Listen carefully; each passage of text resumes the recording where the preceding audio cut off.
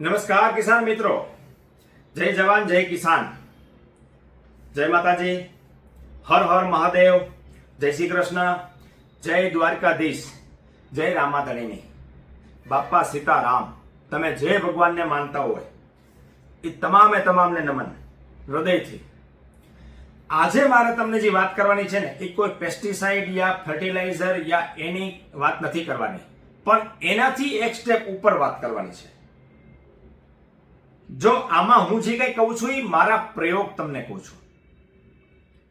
ખેતીની અંદર સમૃદ્ધતા લઈ આવવી હોય, ખેતીમાંથી પૈસા કમાવા હોય તો આ મારા દાદાએ કીધેલી વસ્તુ, મારા માતા પિતાએ કીધેલી વસ્તુ જો તમને ન કહું તો તમને ખબર જ નહીં પડે. પણ મને એમ થયું ચાલો, મને એક ભાઈએ પૂછ્યું, મને કે સાહેબ ખેતીમાં વાસ્તુ હોય ખરા?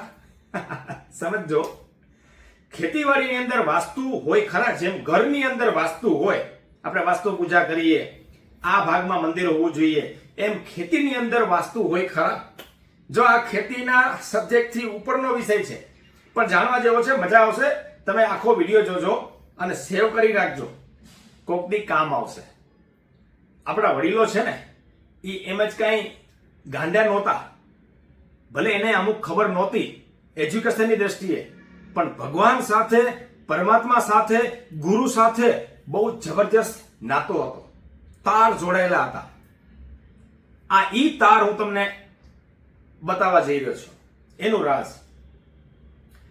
મારા દાદા છે ને એ સમયમાં કોઈ પણ જમીન લેવી હોય ને, જો અત્યારે તો જેની પાસે જમીન છે ને ભગવાનનો આભાર માને અને સાચવીને વારસામાં આપી છે ને મોટામાં મોટી મૂડી છે.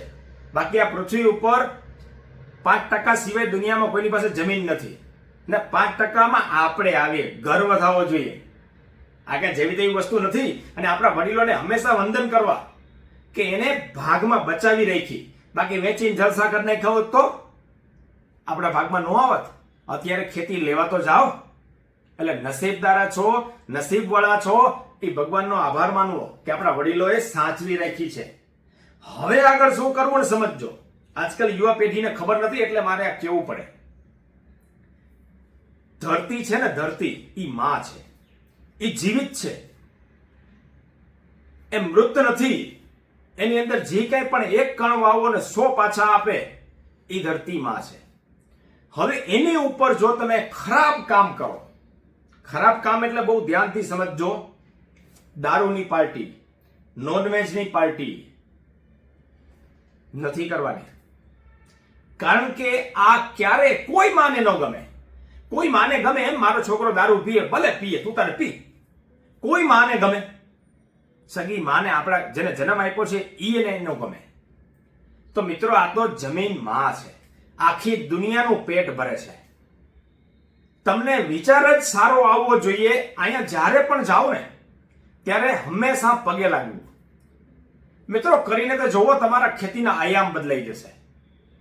જ્યારે પણ જાઓ ત્યારે પગે લાગવું, એ માથું નીચે ટચ થાય ને એવી રીતે દંડવત પ્રણામ. અદ્ભુત. માને એમ થશે કે મારો દીકરો આવ્યો, મારો ધ્યાન રાખવાવાળો આવ્યો. હવે એ આપણે એનું ધ્યાન રાખીએ તો એ આપણું કેટલું ધ્યાન રાખે. ખાલી આટલી જ વાત છે. ક્યારેય દારૂ નહીં, ક્યારેય ખરાબ કૃત્ય નહીં, ક્યારેય ખરાબ નોનવેજ પાર્ટી આપણા જમીન ઉપર ન થવી જોઈએ. અત્યાર સુધી જે થયું હવેથી, કારણ કે જીવિત છે. અને બીજું રાજ કહી દઉં, કળિયુગમાં ભગવાનનું આસન છે ને એ માટીનું છે, સમજજો. અને એનું પૂજન થાય, એની ઉપર આવી ક્રિયા થાય નહીં. આ ભગવાનના આસન છે આપણી પાસે. મિત્રો, ગર્વની વાત છે.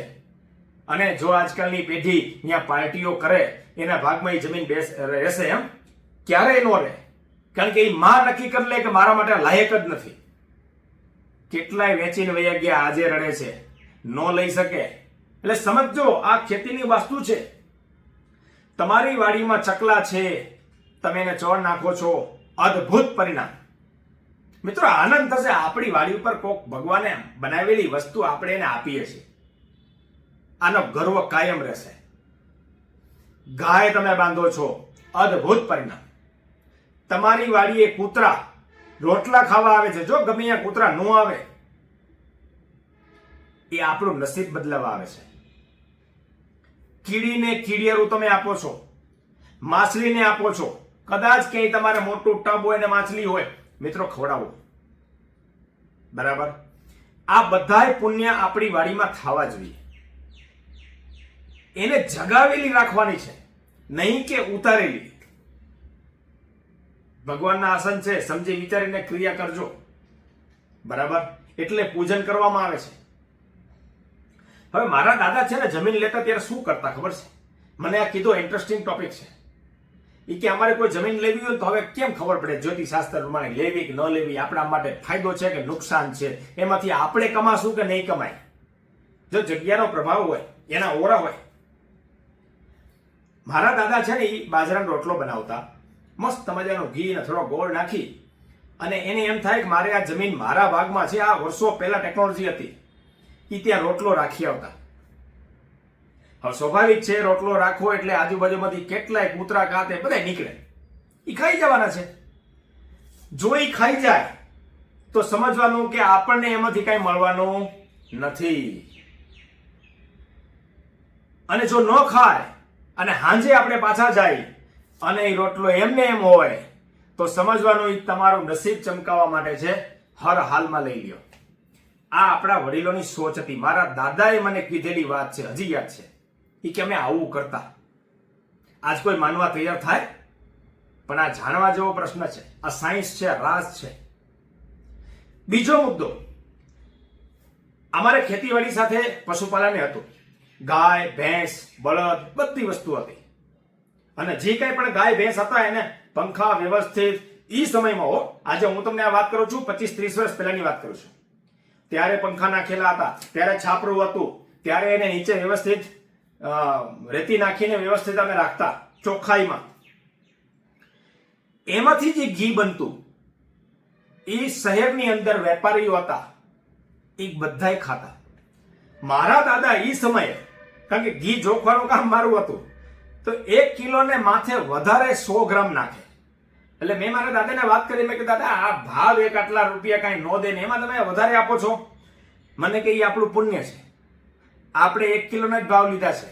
બાકીનું જે એના ઘરમાં જશે, એના ઘરના ભગવાનના જ્યોતમાં જશે, અથવા કોઈના દીકરાના કે દીકરીના પેટમાં જશે, અથવા પ્રસાદ બનશે, એનું પુણ્ય આપણને મળશે. કેવી મોટી સોચ હતી, વિચાર તો કરો મિત્રો. આજકાલની પેઢીની ખબર નહીં હોય, 1% વધારે દેવા તૈયાર નથી. એટલે આપીને તો જોવો તમે, ઉપરવાળો રાજી થાય. આ એના જ પરિણામ છે. આપણે સુખી થયા છીએ, આ વડીલોના પ્રતાપે થયા છે. આ તમારી મારી બુદ્ધિથી નહીં. એટલે આ હું એટલા માટે ગહન, આજે મને એને પ્રશ્ન પૂછ્યો એટલે મેં તમને આખું રાજ ખોલી દો. આ હકીકત છે. બરાબર? પછી આમાં હજી ઘણી બધી વસ્તુઓ આવે. આ જો અંધશ્રદ્ધા તરફ જવાની વાત નથી. આ વિશ્વાસની ભક્તિ છે. આ જેને ભરોસો હોય એની ભક્તિ છે. બરાબર?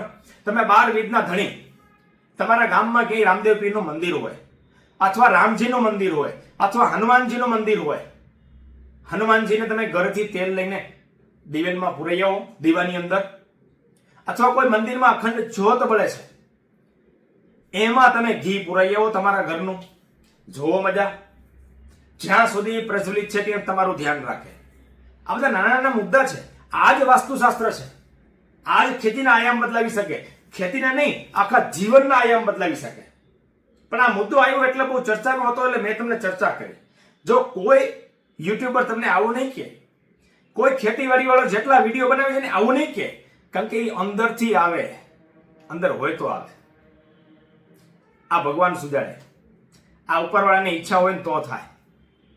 બાકી તમે ક્યાં, હું ક્યાં, દ્વારકાધીશ ક્યાં? સમજજો, 4 ખૂણા ભેગા નથી થતા માણસોના. એ જગ્યાએ આપણે એકબીજાની વાતચીત સાંભળીએ છીએ, તમે મારા શબ્દો સાંભળો છો, તમે મારી પર ભરોસો મૂકો છો, એનો આધાર સ્તંભ આ છે. હું તમને જે કહું છું ને એ. બરાબર? અહીંયા બીજી કોઈ ખેતીની વાત નથી, પણ એક વાસ્તુનો મુદ્દો આવ્યો એટલે મને યાદ આવ્યું. અને હંમેશા આપણી જગ્યા પવિત્ર રહે ને, એમાં દેવોનો વાસ હોય. બરાબર? એટલે હંમેશા આવા કાર્ય કરવા, ખરાબ કાર્ય આપણી જમીન ઉપર, ફેક્ટરી ઉપર, કારખાના ઉપર, ઓફિસની અંદર ક્યારે ન થવા જોઈએ.